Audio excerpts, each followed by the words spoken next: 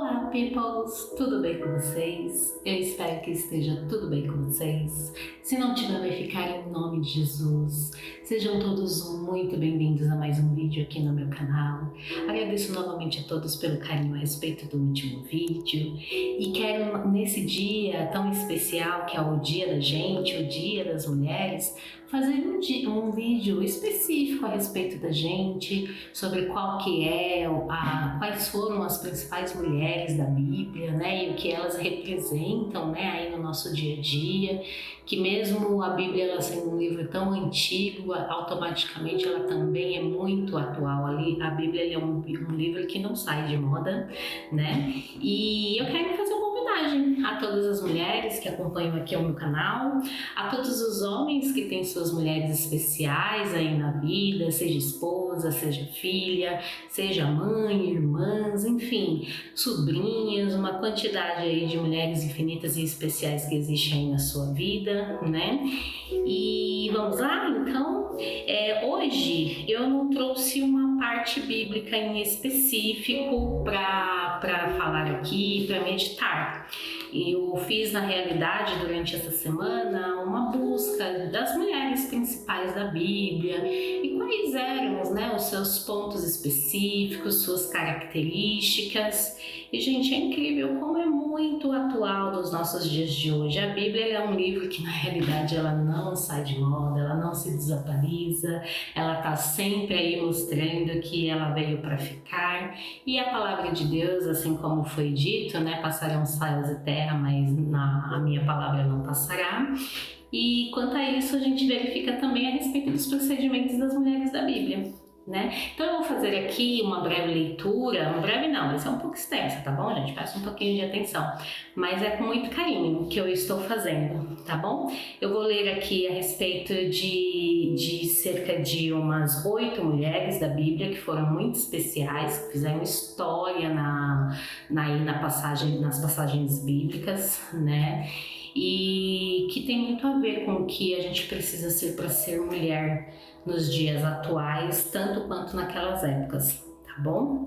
Então vamos lá, vamos começar com a nossa matriarca, né, aí a Sara. E qual que era a Sara? Ela tinha como uma característica a coragem, né? Ela saiu de sua terra, da sua parentela com Abraão, sem conhecer a Deus, né? Deus, ele falou com Abraão, ele não falou com Sara, né? E eu fico imaginando como era naquelas épocas você sair do meio dos seus parentes e ir para um lugar que nem sequer havia sido dito para Deus. Deus apenas pediu para que Abraão saísse da terra e fosse para um lugar onde ele mostraria. E Abraão se lançou, né, nessa loucura. Abraão acreditou em Deus, graças a Deus, né? Foi o nosso pai da fé, né? O nosso patriarca. E ela teve, eu vejo na minha visão Sara como uma mulher muito corajosa, né? Depois veio Lia, que mesmo sendo desprezada pelo marido dela, Lia, ela entendeu que existia, que precisava cumprir um propósito, que era multiplicar os filhos do Deus de Abraão, Isaac e Jacó, né? No caso, ela era casada com Jacó. Jacó, como todos sabemos, era apaixonado pela irmã de Lia, né? Ele se casou com a irmã dela, Raquel, e elas foram trocadas, e devido a isso ela não teve o amor inicial logo de Jacó, né? Jacó veio reconhecer Lia e amar a Lia já no final de sua vida, né? Mas ela reconheceu, mesmo sendo desprezada, e mesmo querendo muito o amor do marido dela, ela tinha um temor a Deus tão grande que ela viu que precisava multiplicar, né, aí a descendência de Jacó para que a palavra de Deus se cumprisse, e mesmo em meio a tanto desprezo, o acalento dela vinha dos filhos, né, que Deus abençoava o ventre dela para ela ter. E então eu vejo aí a Lia como uma mulher determinada, né? Depois vem Débora, que foi a única mulher juíza, né, levantada como juíza na época de Juízes. Se você costuma ler a Bíblia, você sabe que o livro de Juízes ele faz um resumo de todos os juízes que acabaram aí fazendo tudo o que precisava e era necessário no lugar de um rei, porque na época Israel não tinha rei. E Débora foi a única mulher que ficou à frente como juíza, né? E no caso de Débora, eu vejo ela como uma líder, né? Quando você lê a Bíblia, você vê que Débora, ela reinou e governou, na realidade ela governou e liderou com muita sabedoria, né? E ela fez com que Israel fosse para frente, a época que ela ficou à frente lá de juíza da terra de Israel. Depois vai vir Raabe. Raabe, ela era uma estrangeira e eu vejo ela como uma mulher temente a Deus. E olha que ela não nasceu no meio dos judeus, ela não era israelita. Só que só de ouvir falar da fama que ela ouvia dizer do exército de Israel, do povo de Israel, de tudo que o Deus de Israel fazia, ela temeu. E por isso ela resolveu ajudar os espias quando eles foram enviados, né, à terra de Jericó, para poder ver como é que poderia ser feito a invasão e derrubar as muralhas. E ela, por temor a Deus, mesmo sem conhecê-lo tanto, ela cedeu, né? Ela resolveu ajudar os espias para que eles não fossem capturados e devido a isso, ela e toda a sua casa foram salvas, né? Foi salva. E Raabe, ela foi tão importante nessa luta aí que ela acabou se tornando, inclusive, uma das mulheres que ficou aí na linhagem de Jesus. Depois, eu quero falar de Ana. Ana, eu vejo ela como uma mulher perseverante. Ana, ela era uma mulher que o sonho dela era poder dar um filho ao marido, né? Quando você lê a passagem lá em Samuel, em 1 Samuel, você vê que Ana, ela foi muito, vamos dizer aí, cutucada, que ela foi uma mulher muito, digamos aí, subjugada por Penina, né? Engraçado que ambas queriam coisas diferentes. Uma queria o que a outra tinha, né? Parece que elas nem davam muito valor ao que uma tinha e o que a outra tinha. E só que Ana, ela era humilde, né? Ela era uma mulher que ela foi perseverante. Ela, por muito tempo, eu vejo Ana como uma mulher que ficou no vitimismo, né? Até um pouco do que eu falei no último vídeo, né?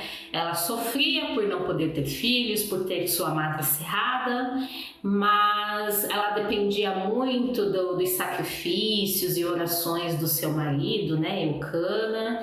Porém, quando você lê a passagem, pelo menos na passagem, quando você lê, você não vê a Ana como uma mulher que estava ali. Ela subia um monte, ela subia. Mas quem fazia os sacrifícios por ela era o marido, né? Então era tipo assim, eu creio, mas não creio, né? Tipo, é aquela história do sofrimento, enquanto a gente vai aguentando, sabe?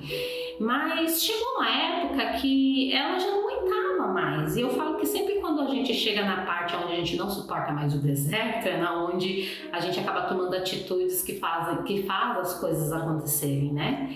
E esse foi o caso de Ana, né? Quando ela chegou no limite dela, das humilhações que ela passava, com todas as coisas que Penina fazia, né? Porque Penina queria o amor de Eucana e Ana queria dar filhos para Eucana. Ana tinha o amor de Eucana e tinha os filhos de Penina, né? Para você ver como uma queria o que a outra tinha. Só que Ana é humilde. E aí quando ela chegou no limite da humilhação que ela podia suportar, que Penina fazia diariamente contra ela, ela subiu ela foi aos locais de sacrifício, né? Lá onde era na época, na tenda, e mesmo sem ter, né? Ela realmente agiu à fé. Ela pediu a Deus que abrisse a madre dela e que caso ela pudesse ser mãe, ela devolveria esse filho que Deus viesse a dar a ela. Seria como se fosse um dízimo, se você parar para pensar, né? E Deus abençoou, né? Tanto que quando vem o profeta achando que ela estava bêbada, né? E falando para ela ir embora, sair dali, ela conta, né, tudo que ela estava passando, que ela estava aflita e o que ela mais queria era poder ter um filho, né? Na verdade, ela conta ali o sofrimento dela e aquele profeta, ele fala, olha, vai nessa tua fé e o que você pediu, Deus vai te conceder. E Ana creu, né? Tanto que depois veio o maior profeta de toda a história da Bíblia, que foi o profeta Samuel. e ela teve Samuel depois que ele foi desmamado. Na Bíblia não fala exatamente a idade, mas fala que depois que houve o desmame, ela levou Samuel, né, para que ele fosse criado pelos profetas, né, do templo, do lugar. Na época era uma tenda, né, não era um templo, mas Samuel acabou se tornando aí o maior profeta de todos os tempos da Bíblia. E depois Ana ainda teve mais filhos, ou seja, ela foi muito abençoada e ela foi muito perseverante. Mesmo que a fé dela inicial não fosse uma fé que trouxesse resultados, ela perseverou, isso que é o importante. E nos dias de hoje nós precisamos muito da perseverança. Depois veio uma outra mulher da qual chama muita atenção, que é a Abigail. Abigail, ela foi uma mulher completamente inteligente e estrategista. Lembra que eu tô sempre falando do estrategista, do general de guerra, né? E com a inteligência e a estratégia dela, ela conseguiu evitar uma grande tragédia em sua família, né? Devido lá à ignorância do seu marido Nabal, né? E fora isso, ela acabou chamando a atenção de um grande homem, né? Um líder que foi o futuro rei de Israel, que foi Davi. Posteriormente à morte de seu marido, Davi acabou tomando-a como esposa, né? Ela acabou fazendo parte, né, das esposas de Davi e acabou fazendo aí uma grande história com Davi. Olha para você ver como às vezes as nossas atitudes acabam aí chamando a atenção de um boy mais que você às vezes nem tá pensando, você nunca nem imaginou que aquela pessoa iria olhar para você, né? Devido a algumas atitudes, comportamentos. Depois vem Ruth. Ruth, eu tenho um carinho especial por ela, né? Porque eu me identifico. Ruth é uma mulher leal, né? Ela foi muito leal à sua sogra Noemi, né? Ruth, tanto Noemi quanto Ruth ficaram viúvas, né? Primeiro morreu o sogro dela, o marido de Noemi. Depois Noemi perdeu os seus 2 filhos. E Ruth, mesmo vendo que não tinha muito futuro, porque sua sogra não tinha muito a oferecer a ela, uma vez que ela era apenas uma viúva, né? Ela estava sem marido, estava sem filhos, mas ainda assim Ruth preferiu ser leal à sua sogra, ao ponto de que quando Noemi fala que não tem o que oferecer e pede para que ela volte para a sua parentela, a casa de seus pais, Ruth, ela fala: aonde a senhora for, eu irei. O teu Deus será o meu Deus, e o que passares, eu passarei junto com a senhora. E ela vai para uma terra desconhecida, porque Noemi acaba voltando, né, para a cidade dela, que é Belém. E ela sai, né, da terra ali de Moabe, que é a terra onde ela nasceu, onde a cultura, os deuses, tudo que ela conhecia, ela larga tudo só para seguir a Ruth. Eu acho, assim, o que me atrai muito nas pessoas é humildade e lealdade. E lealdade, ela mostra muito o caráter da pessoa. E aqui eu tô falando de lealdade, não estou falando de fidelidade. Fidelidade também é outra coisa muito importante na nossa vida. Mas a lealdade, ela anda junto com a humildade. É você reconhecer a importância daquela pessoa na sua vida, você reconhecer tudo que vocês passaram juntos, é você poder ser sincero com essa pessoa ao máximo que você pode. Eu gosto muito de lealdade, assim, é algo que me chama muito a minha atenção, tanto quanto a humildade. Depois vem Esther. Eu vejo Esther como uma mulher corajosa e uma mulher que estava disposta a dar sua vida pelo seu povo.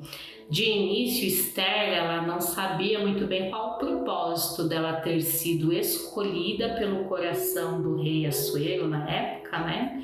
Que acabou se apaixonando por Esther.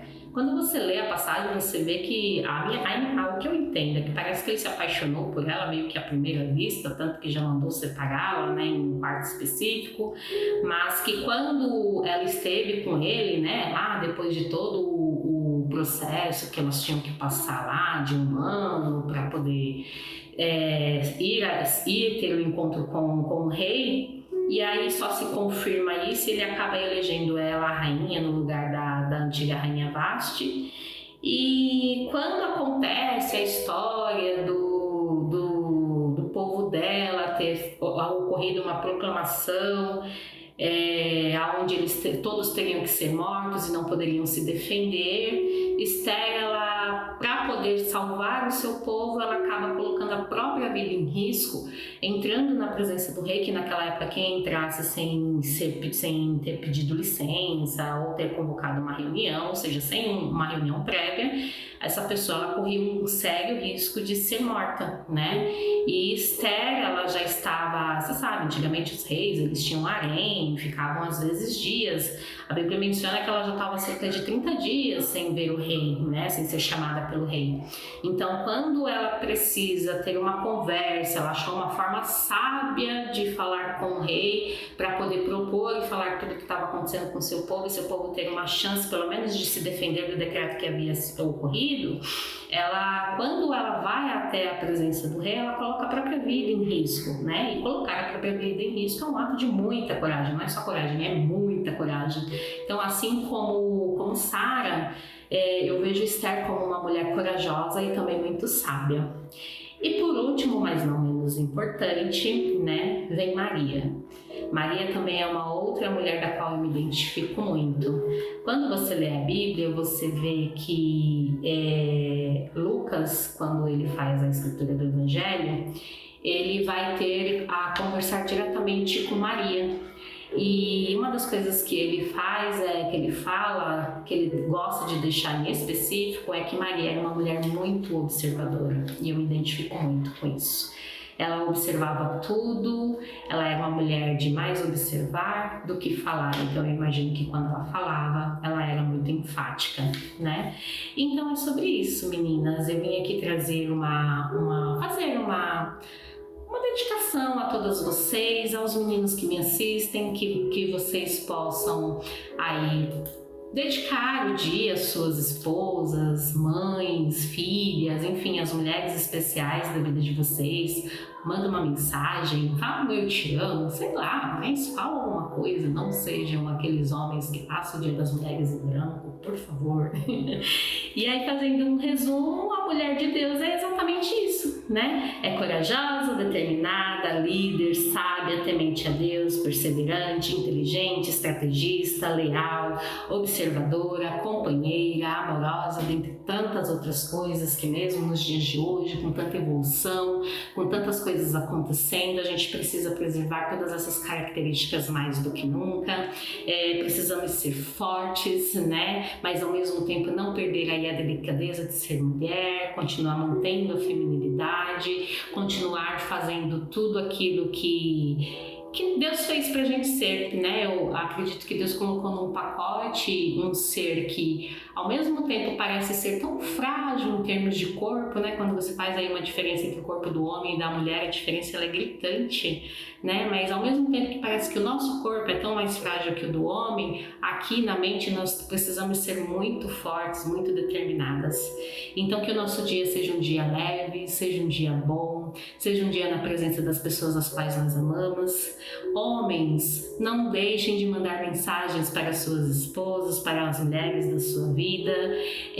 Sejam carinhosos, levem ela para almoçar fora. Bom, eu particularmente não gosto, porque o dia de hoje vai estar todo cheio, aqui em São Paulo é aquela coisa, mas sei lá, faz um almoço, paga um almoço, não sei o que a sua esposa gosta, o que a mulher da sua vida gosta. Manda uma mensagem, né? Enfim, amem suas mulheres, mulheres, agradeçam, tá bom? Se o maridão fizer aí alguma coisa diferente, no meu caso, meu marido vai fazer um almoço, ele sabe que eu não gosto de cozinhar, então ele vai me dar esse presente.